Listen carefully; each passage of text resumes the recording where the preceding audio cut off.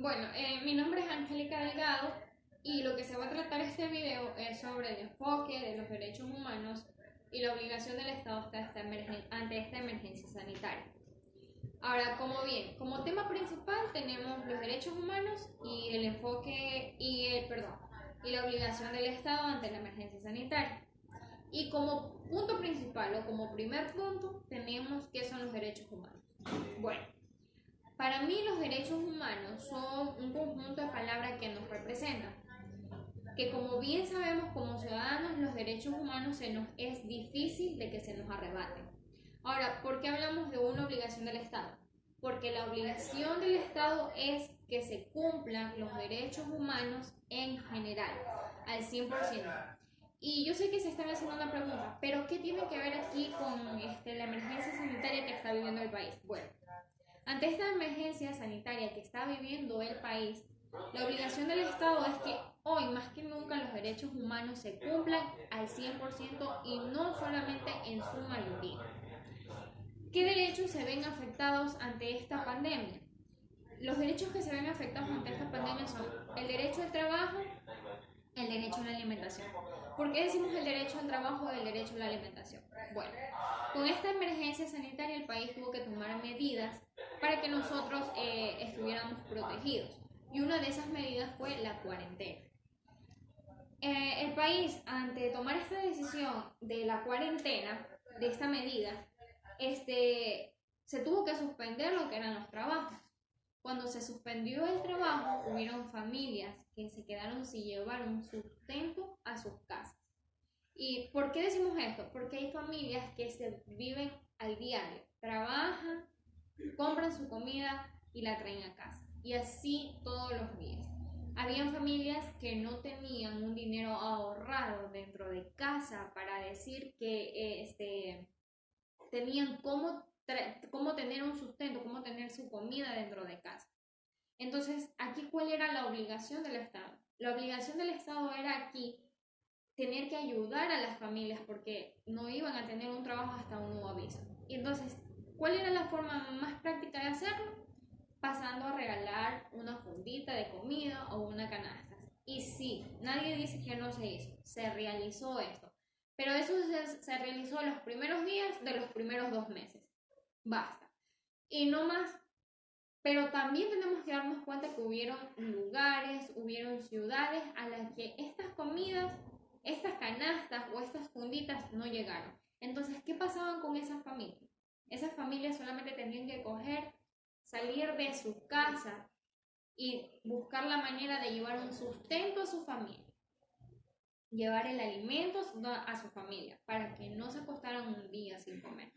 Entonces aquí vimos 2 derechos, que fue el derecho al trabajo y el derecho a la alimentación. Otro de los derechos que también se vio afectado ante esta pandemia fue el derecho a la educación. En su mayoría se vio afectado. ¿Por qué decimos en su mayoría?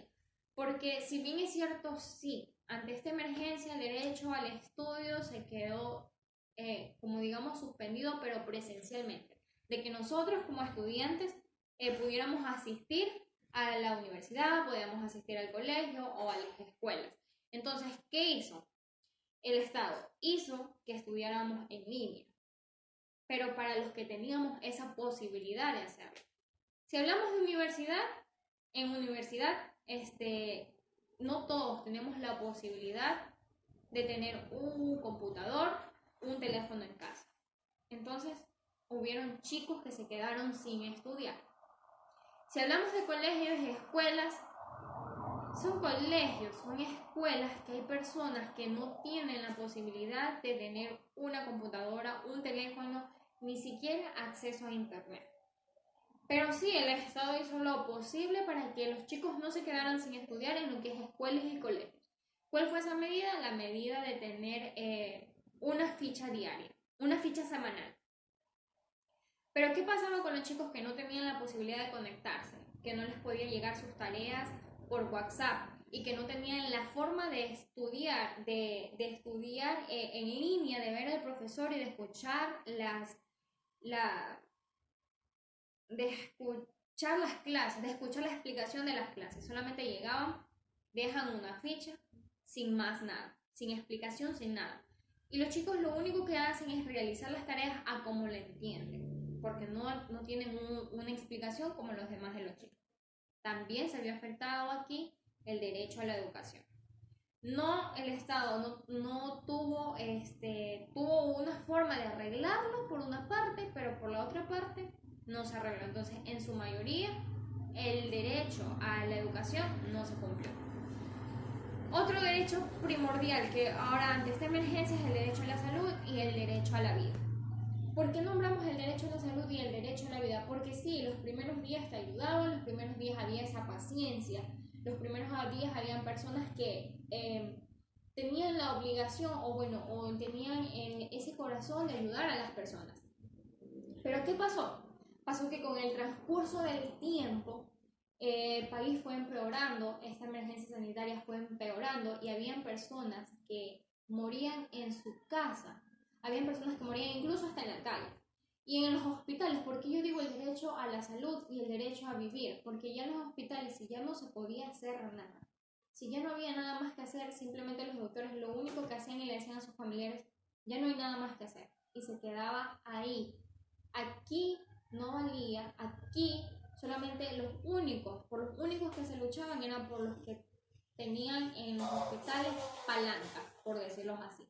O sea, que tenían la forma ellos tenían un doctor en el hospital y ese doctor él hacía la forma de que esa persona se mantuviera ahí, porque no hay espacios en los hospitales.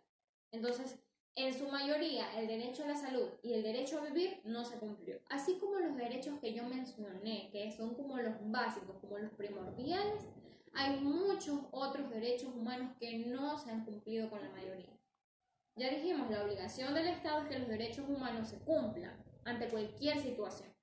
Pero el derecho esta vez no hizo esto, solo cumplió en su mayoría. Ahora, para finalizar esto, yo sé que muchos tenemos demasiadas preguntas, pero tampoco no tenemos respuestas. Y entonces, para concluir, para finalizar, ¿con qué objetivo se está haciendo este video? Bueno, este video se está haciendo con la finalidad de enfocarnos en los derechos humanos, de que la obligación del Estado es enfocarse en los derechos humanos. ¿Y cuál es la obligación de nosotros?